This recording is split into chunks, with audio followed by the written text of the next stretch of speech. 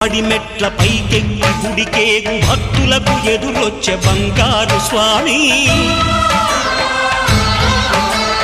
ఇరుముడులు స్పృశించి శుభమనుచు దీవించి జన బృందముల చేరే జగమేలు స్వామి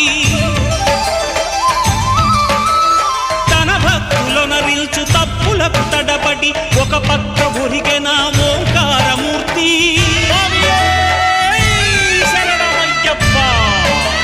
స్వాములందరూ తనకు సాయము కాగా ధీమంతుడై లేచే ఆ కన్య స్వామి పట్టబంధము వీడి భక్తతతికై